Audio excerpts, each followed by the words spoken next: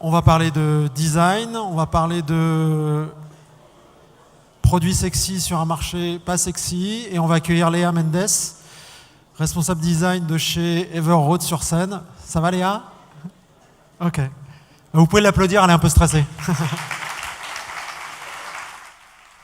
Donc moi je vais vous parler de sexiness et de unsexiness.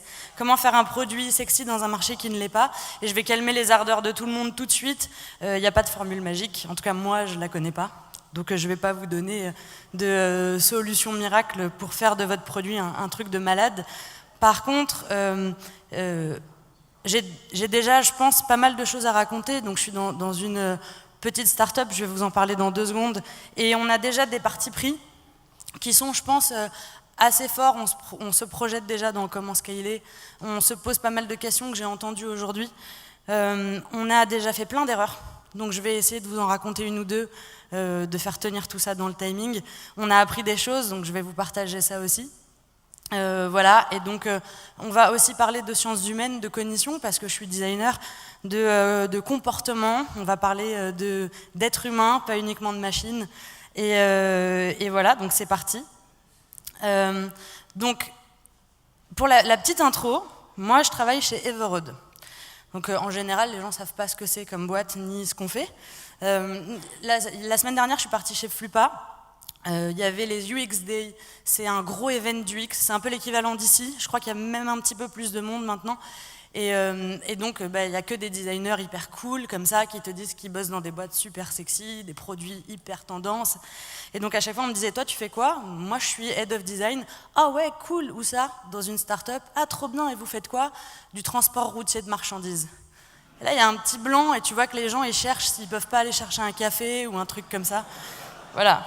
Mais vraiment, il y a des gens qui m'ont planté. Voilà, donc moi je suis Léa Mendes da Silva, donc je suis CDO, Head of Design, designer, enfin ça c'est juste une étiquette, mais je vous parlerai un petit peu plus tard du scope de ce que je fais exactement. Donc Everroad, qu'est-ce que c'est? Ça fait 2 ans qu'on existe, on est une jeune start-up. Il y a 10 mois quand je les ai rejoints, on était une vingtaine dans un tout petit appartement rue Saint-Denis. Maintenant on a des locaux un petit peu plus grands, on est 54-55 à peu près. Et on a l'ambition de devenir une centaine d'ici quelques mois. Donc on est vraiment en plein dans l'ascension startup. On a fait une série A, on a levé 16 millions d'euros il y a quelques mois, enfin un petit moment maintenant, en septembre dernier. Et donc nous, notre rôle, c'est de mettre en relation les expéditeurs, c'est-à-dire sont des entreprises qui ont besoin d'envoyer de la marchandise sur palette n'importe où en Europe, avec des transporteurs, donc des entreprises qui possèdent des flottes de camions. Alors pourquoi je vous parle de ça aujourd'hui ? Non, fail, spoil, j'arrive pas à revenir en arrière. Je vais y arriver. Voilà. Donc sur scène avec moi, Maxime Legardet devait être là aujourd'hui, notre fondateur. Je voulais absolument qu'il vienne, donc j'étais hyper contente qu'il vienne, et finalement il n'est pas venu. Et je vais essayer d'être à peu près aussi inspirante que lui, mais l'histoire, je pense que je peux la raconter. Pourquoi je voulais qu'il soit là? Parce que Maxime, il a un profil plutôt B2C à la base. C'est quelqu'un qui a dirigé plusieurs entreprises avec des noms clés un peu cool, comme des boîtes qui sont dans la beauté ou dans la food tech. Il a bossé pour Rocket Internet, il a travaillé en Russie, au Brésil, dans différents pays d'Asie, etc. Mais il avait toujours le même target en tête, il savait qu'un jour il serait entrepreneur. Donc pendant des années, il a dirigé des boîtes pour d'autres founders, en essayant d'apprendre un maximum, de s'entourer de mentors pour pouvoir après être suffisamment armé pour monter son business. Alors, je ne vais pas vous parler que de business justement, mais il y a un contexte autour de ça. Il n'avait pas vraiment le profil d'un mec qui fait du produit, mais plutôt d'un fondateur qui est là pour clairement faire de la thune et de l'acquisition à mort. Et juste regarder les chiffres, quoi.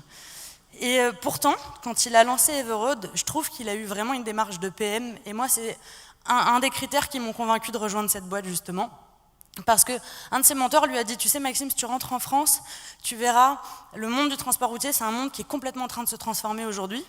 Il se passe des choses, les lignes sont en train de bouger.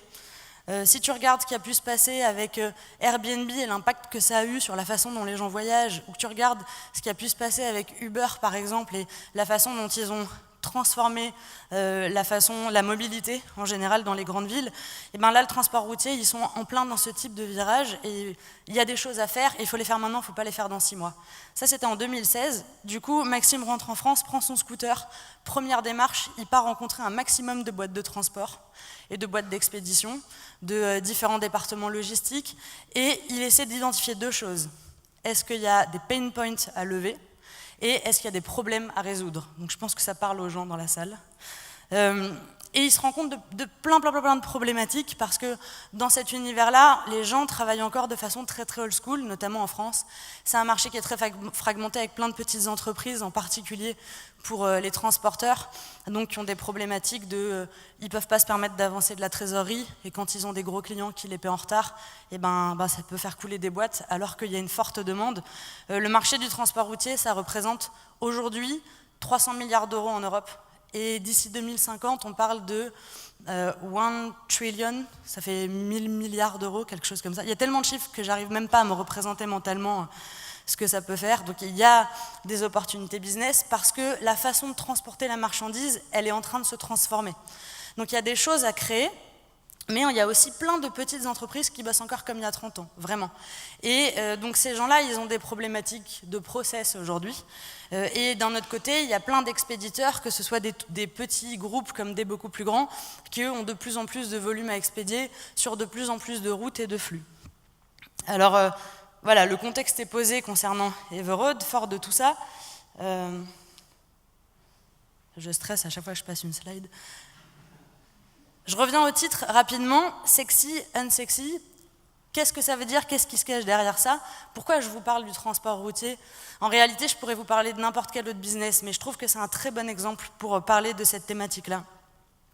Quand moi je parle de transport routier de marchandises et qu'on est dans le cadre de la French Tech, évidemment je parle de disruption.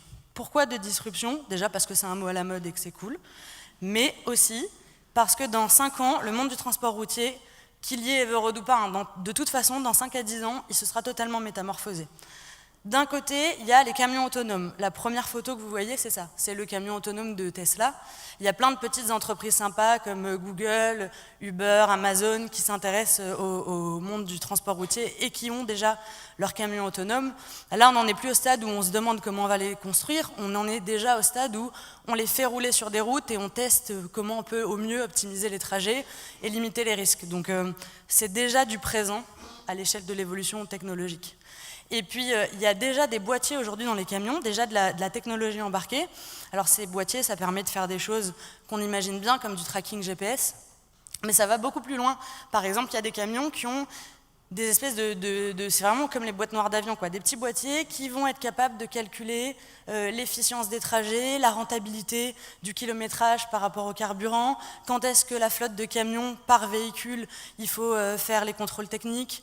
On peut commencer à imaginer plein de choses, ça permet de récolter de la data très pertinente et très pointue, et on peut commencer à imaginer des produits juste de malade, sachant qu'aujourd'hui, cette technologie embarquée, elle est pluguée à ce qu'on appelle des TMS, c'est l'équivalent d'un ERP dans le monde du transport. Donc ce sont des gros logiciels qui permettent de piloter les flottes de camions. Donc on peut commencer là déjà à imaginer des features assez cool et plein de choses pas mal à créer, sauf que dans le monde du transport routier, il y a des gens qui bossent encore avec des fax, qui impriment tout. C'est-à-dire que nous, nos utilisateurs, ils impriment nos mails quand on les envoie. Et typiquement, je vous donne l'exemple de la facturation. On a un personnage qui s'appelle Francine. Moi, des Francines, j'en ai vu une sur le terrain, j'ai passé 2 heures avec elle, je vous jure qu'elle m'a montré comment elle imprimait notre mail. Elle récupérait un ordre de transport et un bon de livraison, elle les agrafait, elle les mettait dans la pochette verte pour qu'elle aille dans la pochette rouge, pour que ça aille dans le classeur blanc qui allait dans le casier Everroad. Après, elle prenait un post-it, elle écrivait Everroad sur son bureau, et elle savait que dans 2 jours, elle allait passer 3 heures à tout réouvrir, pour pouvoir tout mettre dans des enveloppes, pour pouvoir tout nous envoyer par courrier, pour pouvoir écrire un mail à notre département finance et dire « ça y est, je vous ai envoyé les factures ». Et là, alors, la blague, c'est qu'elle a un logiciel de facturation, donc ces factures, elle les a en mode digital. Mais comme elle ne sait pas trop bien scanner, ni utiliser ça, elle demande à son collègue d'imprimer pour elle et de faire les scans des bons de transport, et après on recommence, quoi. Donc il y a plein de choses à optimiser. Francine, en face d'elle, elle a les camions autonomes et elle a la technologie embarquée. J'arrive à mon deuxième point, et c'est pour ça que je vous parle de ça, c'est que la clé de la disruption, pour moi, ce sont vraiment les sciences humaines. L'exemple de la photo, c'est l'histoire de la musique, ou plutôt de l'écoute de la musique. Moi, je me souviens quand j'étais petite, j'ai 33 ans, quand on devait faire le ménage le dimanche matin, parce que voilà, c'était surtout le dimanche, pas trop les autres jours, on avait une chaîne hi-fi dans le salon, qui était plus haute que moi, avec le vinyle au-dessus, plein de boutons que je comprenais pas, des énormes enceintes. Mon père mettait du AC/DC à fond, et c'était le moment où on cleanait la maison ensemble. Et puis après, j'étais ado et j'ai fait tourner en boucle l'album des Fugees dans ma chambre avec un radiocassette. Je me rappelle aussi d'écouter à la radio, d'attendre qu'il y ait la musique, que la pub soit passée pour appuyer sur le bouton du radiocassette pour enregistrer. Et puis après, la bande, elle s'en mêlait, alors tu prenais un crayon, tu déroulais, et là, tu étais parti pour 15 minutes de pub avant que dans 3 heures, peut-être, il y ait ta chanson. Mais Dieu merci, après, il y a eu le Walkman, avec les petits casques là, avec la petite mousse qui tombait. Après, il y a eu le Discman, celui qui sautait tout le temps quand tu marchais en écoutant ton CD. Après, il y a eu les mini-disques, ça sert à rien, tu mets tout ton argent de poche, et puis en fait, dans 6 mois, c'est mort comme techno. Et puis après, tout le monde a eu un iPod, et moi, j'avais pas les moyens de m'en prendre un, j'étais trop jalouse, mais c'est pas grave, parce qu'il y a un Noël où j'ai eu un lecteur MP3, et puis un jour, j'ai eu un téléphone intelligent, et je pouvais écouter ma musique, merci Spotify, en hors connexion dans le métro, et là, c'était fou. Donc la musique est devenue mobile. Pourquoi je vous dis ça, et le lien avec Francine et les camions autonomes, c'est que vous avez 2 typologies d'entreprises qui travaillaient dans le monde de la musique. Vous avez ceux qui fabriquaient les chaînes hi-fi, comme celle qu'avait mon père, et qui ont su comprendre que les comportements humains allaient se transformer, et qui ont su remettre en cause leurs produits, et qui sont restés des boîtes qui travaillent sur l'écoute de la musique. Ils ont juste compris qu'il fallait changer de support. Et il y a ceux qui ont continué d'être des puristes, de faire des chaînes hi-fi, et pour la plupart de ces boîtes-là, elles sont juste mortes. En fait, les comportements humains, ils changent. Non seulement la technologie change, mais les comportements humains évoluent aussi. Il y a des tas d'exemples, la mobilité de la musique, c'en est un, les réseaux sociaux. Aujourd'hui, on utilise Facebook, on est un vieux. Les jeunes, la génération Z, ils sont sur Zenly. Et puis peut-être que dans 5 ans, dans Zenly, ce sera un truc de loser, et puis tout le monde utilisera autre chose. Donc il y a vraiment des effets qui changent en fonction de la façon dont les humains se comportent, et refuser de voir ça et de le prendre en compte, c'est prendre le risque d'avoir une entreprise qui s'inscrit dans le temps, à un moment présent, et qui ne soit pas capable de scaler, de se transformer, ou alors qui se retrouve à devoir faire un pivot en urgence, et se retrouver à ouvrir les yeux 3 ans plus tard, et elle est déjà dépassée par ses concurrents. Et j'arrive de là à mon 3e point. Quand on parle de produits sexy et de sciences humaines, de disruption, pour moi, en réalité, je trouve que le mot produit, il est un peu erroné. Parce que quand on me parle d'un produit, moi j'ai tendance à imaginer des interfaces ou une application, ce genre de choses. Et je trouve que c'est plus juste de parler de service, voire même d'expérience. La photo que je vous ai mise là, je l'ai piquée au calme sur le site de Airbnb. C'est une des photos du package qui permet de vendre des expériences, justement. Alors, qu'est-ce qui est intéressant là-dedans ? Quand vous regardez les interfaces produits de Uber ou Airbnb, j'en parle beaucoup parce qu'ils m'inspirent beaucoup. J'ai pas de problème avec ça. C'est l'exemple de tout le monde, mais au calme, ça me va. Quand vous regardez leurs interfaces, c'est juste un design system. En vrai, il y a des inputs cliquables et il y a des boutons, et ça s'arrête là, ça reste quand même assez basique. Qu'est-ce qui fait que ces produits-là, ils sont tellement ouf ? Quand vous prenez le cas de Uber, ils vont prendre un parcours utilisateur, celui de réserver un taxi, avec toutes les problématiques qui sont embarquées dedans. Vous montez dans le taxi, il n'est pas sympa, la voiture démarre, vous ne savez pas si vous êtes en train de vous faire niquer ou si vraiment il va vous amener d'un point A ou un point B sans faire de détour. Et puis là, vous voulez payer par carte, il vous dit qu'il n'a pas la machine, donc il vous arrête à un distributeur qui est à 5 minutes de chez vous, le truc compteur il tourne, etc. C'est frustrant, bref. Il y a plein de pain points, et la démarche d'Uber, c'est de les lever tous un par un, ou de tous les services du type de Uber. Et là, tout d'un coup, on a un produit qui est ouf et qui est révolutionnaire au moment où il sort, parce que wow, on a transformé un parcours, mais en fait, ce qu'on a transformé, c'est l'expérience. Et aujourd'hui, c'est une application mobile, mais peut-être que dans 5 ans, quand on commencera à faire des produits, puisqu'on commence déjà, plutôt on commencera à avoir des produits sans interface, peut-être que ce sera plus un téléphone, que ce sera autre chose. En fait, l'interface, on s'en fout un peu. C'est ce que le produit délivre comme expérience qui compte vraiment. Quand on prend l'exemple de Airbnb, hyper sexy aujourd'hui. Pourtant, Airbnb, pourquoi ça s'appelle Airbnb? Parce qu'à l'origine, c'était un projet étudiant où le délire, c'était quand on part en festival et qu'il n'y a plus de place dans les hôtels, on peut proposer au mec qui a un matelas gonflable dans son garage de nous faire un logement d'appoint. Donc, en soi, c'est pas ce qu'il y a de plus sexy au monde. Moi, j'imagine très bien les premières interfaces qui devaient ressembler à ce qu'était Le Bon Coin au tout début. Voilà, avec des mecs qui font leurs photos eux-mêmes, pas trop sexy. À quel moment ça devient un produit de malade? Alors, Airbnb, ils sont très forts en storytelling. Ils ont écrit un article qui est assez inspirant où ils parlent du 11-star experience, où donc ils se disent, nous, on va créer des expériences de voyage, pas à 1, 2, 3 étoiles, mais à 11 étoiles. La 11e étoile, on est sur Mars, donc ils se sont un peu enflammés.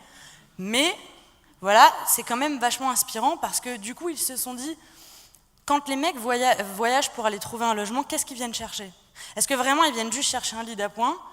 Est-ce qu'on vient dans la maison de quelqu'un plutôt que dans un hôtel parce qu'on cherche à vivre la vie de l'habitant quand on est chez lui? Puis celui qui reçoit chez lui, est-ce qu'il n'y a qu'un motif d'argent? Est-ce que derrière, il n'y a pas une histoire de partage? Est-ce que ces gens-là, ils ne sont pas prêts à partager des choses?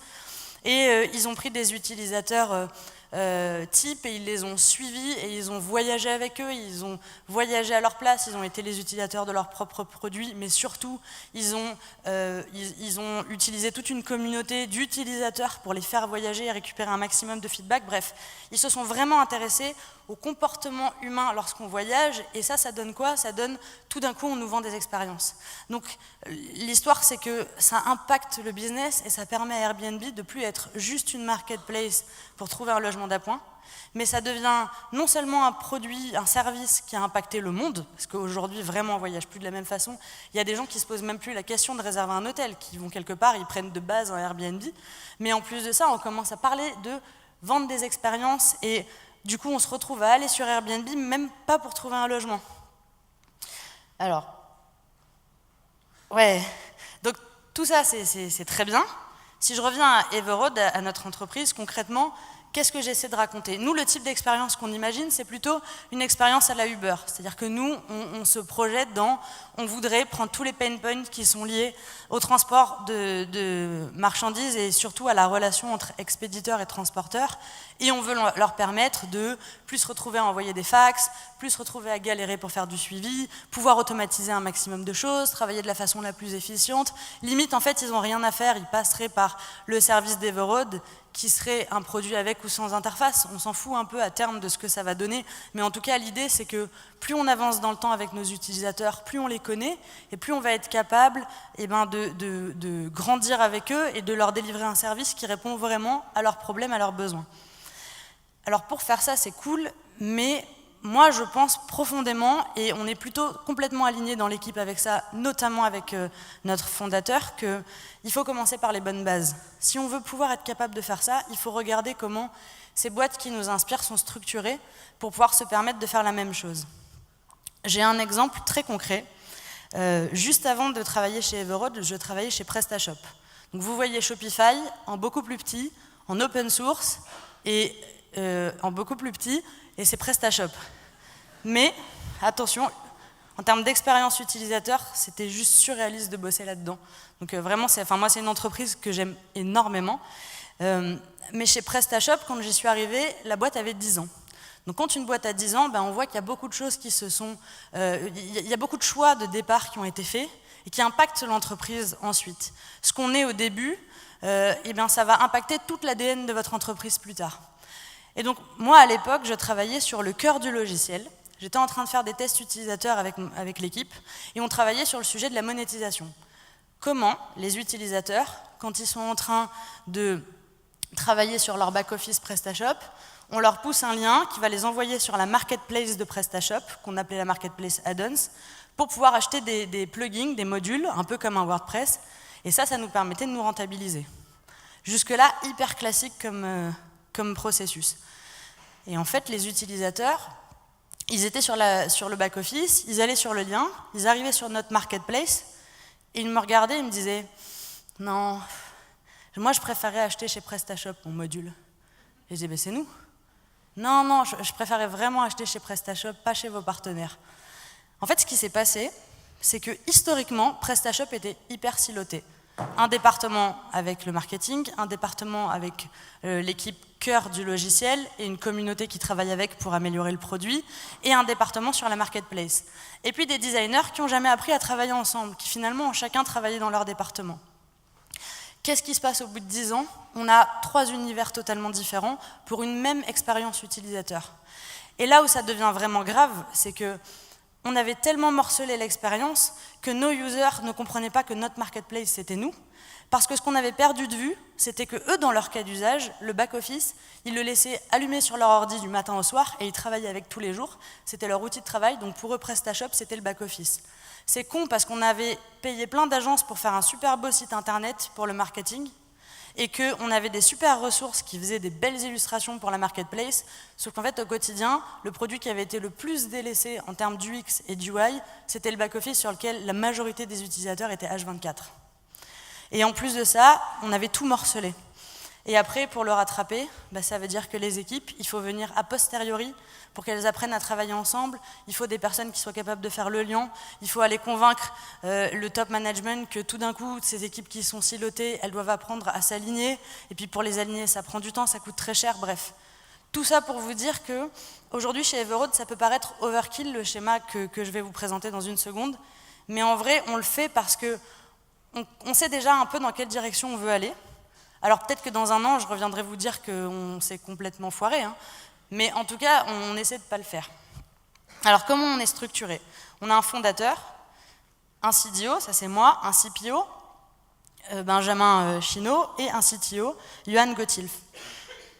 Tous les trois, on est alignés, on est au même niveau hiérarchique et on a chacun des grandes verticales dont on est responsable. Partout, vous avez des petits cœurs, ce sont les membres de l'équipe qu'on est en train de recruter. Le target qu'on a, c'est qu'au mois de septembre, on a cette team-là, parce que si vous regardez les grandes verticales, vous avez la responsabilité de chacun. Si vous regardez à l'horizontale, vous voyez qu'il y a des squads qui commencent à se dessiner. Moi, mon rôle, il inclut le branding, l'identité de marque et le design produit, UX, UI. Pourquoi? Pourquoi on a choisi de ne pas scinder tout ça? Parce que nous, on considère que l'expérience client, l'expérience utilisateur, elle commence à partir du premier touchpoint que l'utilisateur va avoir avec nous. C'est-à-dire que quand ils arrivent sur notre .com et qu'ils commencent à découvrir le service, tout le funnel qui va se passer entre le moment où ils nous découvrent, où ils vont être en relation avec nos différents départements commerciaux, ou alors voir où ils vont s'inscrire tout seuls, ils vont passer par les formulaires d'inscription, ils vont arriver sur le produit, tout ça, il faut que ce soit le plus fluide et le plus cohérent possible. À partir du moment où on morcelle les choses, ça veut dire qu'on va demander aux designers, aux brand designers ou designers marketing, peu importe le terme qu'on leur donne, on va leur demander de travailler dans leur coin, de demander aux product designers de bosser avec des PM que sur le produit, et on a déjà commencé à siloter les expériences qu'on va créer. Donc c'est ce que nous, on veut éviter de faire, justement. Du coup, mon rôle à moi, c'est de m'assurer que le pont il soit vraiment créé et qu'on ait une vision de ce qu'on veut délivrer comme type d'expérience utilisateur et je dois la préserver. Et du coup, plus on va scaler, plus mon rôle, ça va être d'amener les équipes à la préserver, à porter la même vision et à s'aligner entre elles. Notre CPO, lui, il va directement faire le pont avec tout ce qui est business, stratégie, board, etc. Et il a la responsabilité de pouvoir embarquer tout le monde, c'est-à-dire donner la visibilité suffisante au CDO et au CTO pour qu'on puisse chacun faire notre travail correctement, embarquer l'équipe, et en même temps, quand on priorise une roadmap et quand on décide comment on va organiser les futurs quarters, etc., même si c'est notre CPO qui matérialise tout ça, il le fait en consultant l'équipe. En gros, on est vraiment une espèce de fratrie, chacun a ses responsabilités, mais on travaille main dans la main. Et c'est une vraie volonté chez nous, qu'il n'y ait pas de level hiérarchique. Et la force que ça donne tout ça, c'est que quand vous arrivez face à un CEO et que vous vous êtes tous alignés et que vous savez que si on s'engage sur telle feature, c'est parce que le CPO a identifié que c'était pertinent d'un point de vue business, les designers ont dit qu'ils étaient capables de travailler dessus et l'équipe tech vous a dit que oui, elle allait pouvoir l'embarquer dans les prochains sprints, et bien tout d'un coup, vous vous engagez sur des livrables qui sont beaucoup plus tenables et pertinents que si l'un des trois commence à promettre des choses tout seul, ou pire, si au moment où vous êtes en roadmap meeting, vous vous tirez dans les pattes devant votre founder. Et puis après, pour la partie tech, c'est assez classique, hein. Ils sont le socle, et le squelette et la colonne vertébrale de l'équipe. Donc il y a aussi une volonté d'un point de vue horizontal de travailler ensemble en se donnant de la visibilité les uns aux autres, faire plus de conception ensemble, être tous intégrés, avoir tous la même visibilité de à la fois ce que vivent les utilisateurs, à la fois quelles sont les conséquences de nos choix, comment est-ce qu'on fait le produit. Voilà. L'idée c'est de réussir tout en gardant un cap global à préserver un maximum d'agilité. Alors sur le papier tout ça a l'air très cool. Les squads c'est super à la mode, tout le monde en fait, sauf que quand c'est mal fait, ça peut être vraiment désastreux. Nous on a identifié plusieurs choses chez Everode, plusieurs points où on se dit si jamais on les découpe mal en organisant nos squads, potentiellement on se tire une balle dans le pied. Par exemple les environnements produits, on est une marketplace, donc on a un côté pour les expéditeurs, un côté pour les transporteurs. Et on a aussi en interne ce que nous on appelle un BO, en back-office. En réalité, c'est un gros logiciel qui nourrit tous nos différents départements. Et ça, pour nous, pour l'équipe produit, c'est un produit comme les autres. Nos utilisateurs, ce sont les équipes opérationnelles qu'on a avec nous, quoi. Donc ça, il faut qu'on soit capable de le préserver, pas de le morceler. On a la qualité de l'expérience utilisateur. L'expérience utilisateur de nos transporteurs, de nos expéditeurs, de nos ops, il faut qu'on la préserve, avec les parcours qui y sont associés, avec les besoins business qui y sont associés, avec la vision business globale, où est-ce qu'on veut être dans 5 ans, 10 ans, 20 ans, et tout ça sans perdre de vue qu'il y a des contraintes techniques. Donc, fort de cette réflexion, la phrase qui est ici, c'est une phrase que j'ai complètement piquée à mon ancienne boîte, « Work like a captain, play like a pirate », mais finalement, je suis très très amoureuse de cette phrase et je trouve qu'elle décrit assez bien, pour moi, la façon idéale de faire du produit. Work like a captain, on essaie de garder un cap, une vision, une cohérence, travailler comme des pros, aller de l'avant et embarquer tout le monde et tracer. Pour ça, nos squads, on va essayer de les structurer de la façon suivante. Expéditeurs, on veut permettre à nos expéditeurs le plus facilement possible d'expédier de la marchandise. C'est aussi simple que ça. Donc il ne faut pas qu'ils aient de points de friction au moment où ils doivent trouver le bon transporteur, lui confier leur marchandise, etc. Les transporteurs, on a un apporteur d'affaires pour eux. Donc il faut qu'on leur permette de la façon la plus efficiente possible, parce qu'eux, ils ont un vrai problème de rendement. Un quart des camions roulent à vide en France, donc c'est un désastre écologique mais économique pour eux aussi. Le problème de remplissage des camions, c'est une vraie problématique pour les transporteurs. Souvent, tu vas assurer une livraison, t'envoies ton camion, ça leur coûte de l'argent, et au retour, ils n'ont pas réussi à trouver quel expéditeur autre pourrait re-remplir le camion. Donc ça, c'est des problématiques que nous, il faut qu'on résolve pour eux. Et après, on a toutes nos équipes opérationnelles en interne, comment nous, on les amène à mieux travailler. Donc, on a ces caps-là à garder. Play like a pirate, à partir du moment où vous êtes structuré en squad, les gens, ils sont en petite team. Nous, on veut faire un PM, un designer et 5 devs. Alors, je rêverais qu'on ait des data scientists après, mais on mène nos combats petit à petit. Je regarde notre CPO, on va y arriver, on va prendre Maximo au corps. Il faut juste qu'on prenne budget par budget. Mais l'idée, c'est d'avoir des petites équipes qui soient le plus lean possible et qui puissent travailler de façon assez libre ensemble. Non, c'est là. Je suis désolée, j'ai l'impression d'être une handicapée quand je fais ça, même si j'aime beaucoup les handicapés. Voilà. Donc là, j'en arrive au point où je voudrais vous faire un retour d'expérience, et c'est la slide où on donne des petits tips. Alors, on a fait des erreurs, on a fait vraiment des grosses erreurs, et des erreurs qui nous ont coûté beaucoup d'argent. L'application mobile, pour moi, c'est le meilleur exemple. Pour l'histoire, quand Everode s'est créé, au début, ils étaient 3-4 dans un petit appartement de bonne au dernier étage rue Saint-Denis, et ils se sont dit « Ok, il nous faut un MVP là tout de suite maintenant ». Ils ont sorti un MVP en 3 mois, à 3-4, de la marketplace qu'on a aujourd'hui, et d'une application mobile qui devait permettre aux chauffeurs routiers de valider les étapes d'un chargement petit à petit. Donc assez simple, assez classique. On l'a fait sans recherche utilisateur du tout.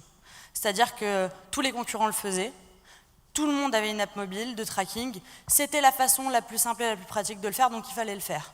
Une équipe à temps plein qui bosse dessus et en 3 mois qui sort une app mobile. Cool. Taux d'utilisation de l'application mobile, 0,2% de la base de nos utilisateurs. Fail absolu. La perte financière, elle est juste colossale à l'échelle d'une toute petite start-up qui n'avait pas encore fait de levée de fonds. Comment on fait pour plus se retrouver à faire ce genre de choses? La recherche utilisateur, souvent, alors j'ai l'impression tout le temps de marteler ça, là je vais parler des tips, j'ai l'impression d'en parler à tous les talks et de le lire dans tous les bouquins, et quand j'en parle, tout le monde me dit ouais, la recherche utilisateur c'est hyper important, nous on fait des tests et on fait des interviews, etc.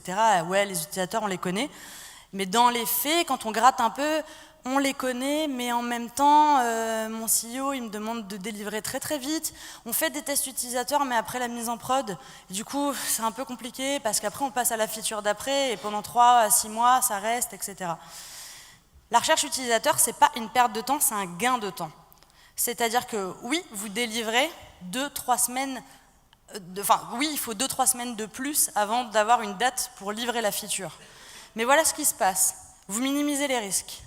Vous minimisez les coûts, parce que ça coûte beaucoup moins cher et ça va 10 fois plus vite de tester une fonctionnalité à partir d'un prototype InVision, de capture d'écran cliquable, plutôt que de le faire une fois qu'on a embarqué toute une équipe de dev, vous faites le calcul en jour homme, en fait mettre la feature en prod ça coûte une blinde et ça prend du temps. Donc mettre ça en production en partant juste sur la base d'une intuition, nous tout le logiciel qu'on a, toute notre app, on l'a construite sur la base de bonnes intentions, des vraies bonnes intentions sincères, qui sont nées parce qu'on avait du feedback, que ce soit nos équipes de sales, nos équipes de customer success, on avait du feedback, donc on avait des idées pour améliorer le produit, mais rien n'a été vérifié au début. Résultat, il y a énormément de features, l'app mobile c'est juste un petit exemple qui est très parlant, mais moi j'en ai des centaines comme ça sur notre produit, de features qui ont été sorties et on s'est rendu compte après coup qu'elles n'étaient pas optimales. Donc ça coûte beaucoup moins cher de faire des tests utilisateurs ou de la recherche utilisateur avant la mise en prod. Et surtout, ça améliore considérablement la qualité de l'expérience utilisateur, je vais y arriver, parce que votre utilisateur, si vous lui mettez en prod une feature, 2 semaines après vous la changez, 1 mois après elle évolue, 3 mois après elle rechange, mais en fait vous lui demandez de réapprendre un nouveau comportement systématiquement parce que le précédent n'était pas optimal. Donc le risque, en fait, c'est que très rapidement, votre produit, il passe comme un produit qui n'est pas stable. Voilà, donc faites de la recherche. Ça vous prendra 2 semaines de plus, 3 semaines de plus pour sortir votre produit, mais en fait, vous gagnerez 3 mois d'itération après, quoi. Du coup, les tips que j'ai à donner, moi, en tant que designer, c'est d'identifier qui sont vraiment les users. C'est-à-dire, par exemple, nous, chez Everroad, on a majoritairement des hommes qui ont 45-50 ans aujourd'hui, c'est une population qui va changer. On sait ce que je disais tout à l'heure, Human Sciences, ils vont partir à la retraite à un moment donné. On a une nouvelle population, la génération Y, la génération Z qui vont arriver avec de nouveaux comportements. Mais aujourd'hui, moi, j'ai beaucoup de Michel, c'est un de nos personnages transporteurs. Michel, il a des écrans de très mauvaise qualité. Il a beaucoup plus de chances que la majorité des êtres humains d'être daltoniens. 10% des hommes sont atteints de daltonisme, plus ou moins important. Et ou myope, astigmate. Donc à partir du moment où j'ai une interface qui est très peu contrastée, où j'utilise de la typographie assez fine en gris clair, comme c'est la tendance en ce moment, où je mets de la typo vert sur fond gris, j'ai de grandes chances pour que Michel il n'arrive jamais à lire ce que j'ai écrit. Ensuite, le contexte, hyper important. Donc vendredi dernier, j'étais à Flupa. Il y avait plein de conférences super intéressantes et il y avait Jean-François Lopin qui donnait des exemples d'IoT qui avait failé. Et donc il racontait que lui, au Canada, il utilisait une application qui permet de louer des voitures avec un système comme Drive Open, vous avez votre interface, vous cliquez dessus et ça vous ouvre la voiture.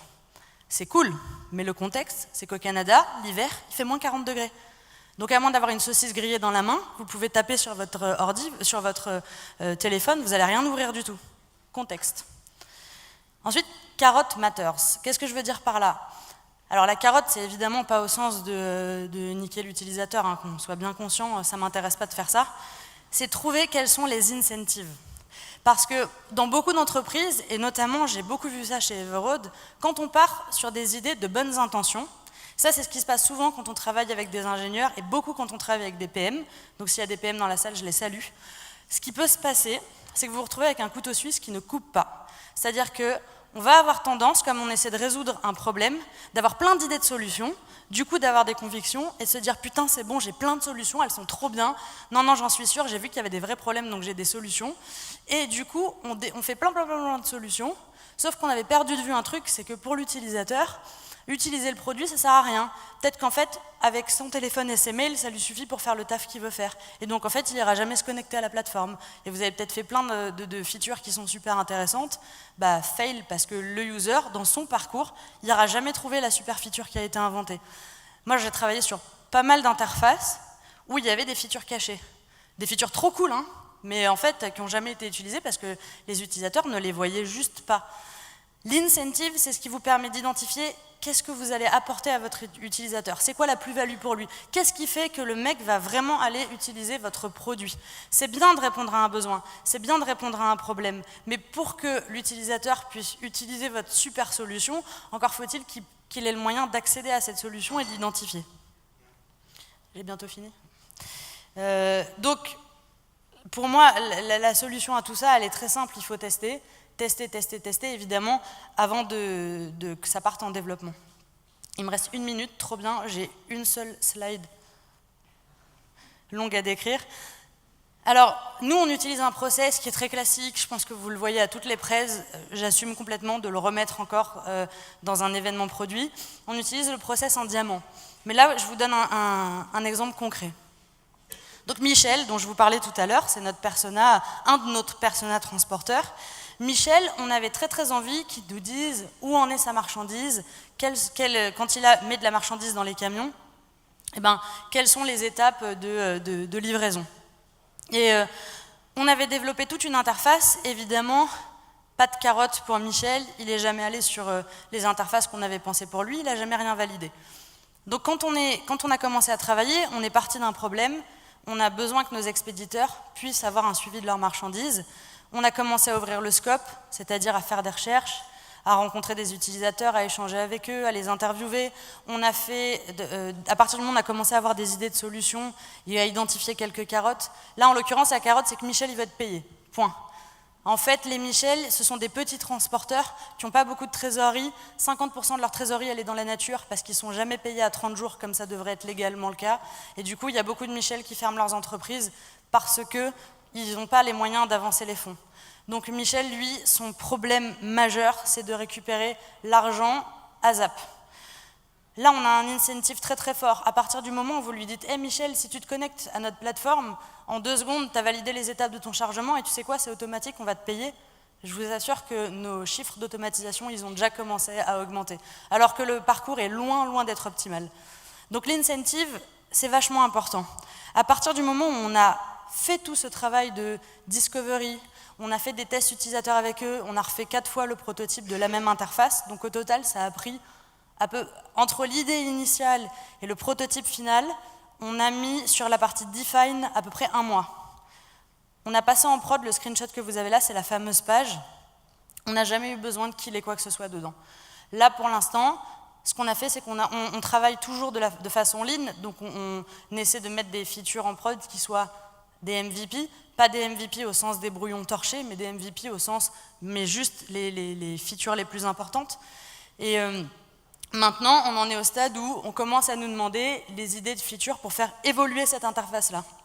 Donc au final, pas de retour en arrière. Et c'est 1 mois de recherche utilisateur.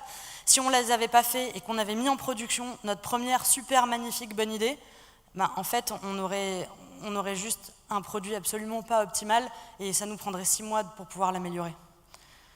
Donc, je vais y arriver.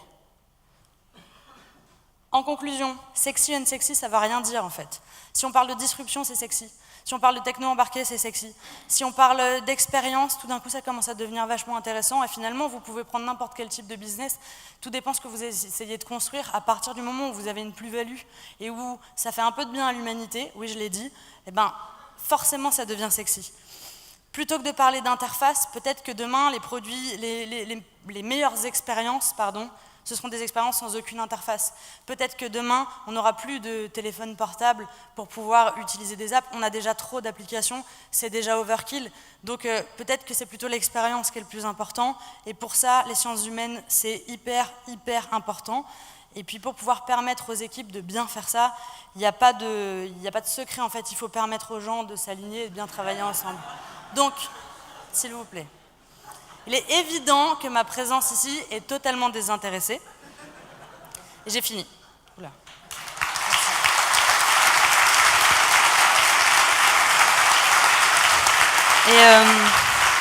Merci.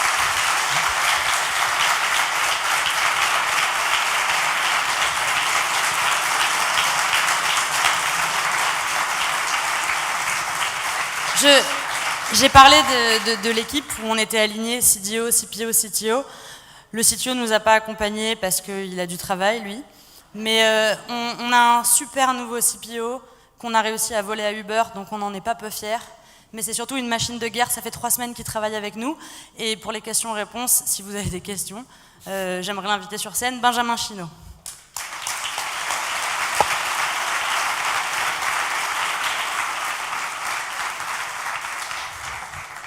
Ça va? Ça s'est bien passé? T'as pas vomi? Non. Alors, il n'y a plus tellement de temps pour les questions, mais on va quand même en prendre 2. Alors, il y a une première question assez organisationnelle, en fait. La slide avec l'apparition du Chief Design Officer, à la fois sur le rapport avec le marketing, puisqu'il y a les brand designers qui sont sous ta responsabilité, d'une part, et la relation avec les autres membres du CODIR et le board. Là, c'est l'apparition d'un nouveau rôle. Voilà, donc alors, je ne sais pas si ça peut être une réponse de concert, mais... C'est une question hyper pertinente parce que justement, on a eu un board meeting. Évidemment, il faut que tu y répondes rapidement. Comment? Évidemment, il faut que tu y répondes de façon assez succincte. Je vais essayer. On a eu un board meeting il n'y a pas longtemps, et justement, on a un de nos investisseurs qui n'a pas très bien compris quel était mon rôle et pourquoi je faisais partie de ce top management-là, et qui justement demandait à notre founder, mais elle n'est pas là pour faire du coloriage, enfin, c'est quoi l'histoire? Et donc, septembre prochain, au prochain board, je dois aller rencontrer les investisseurs pour leur expliquer que je sers à quelque chose. Donc, évidemment, c'est une évidence pour personne, mais peut-être que tu as un mot à dire, parce que Uber est organisé.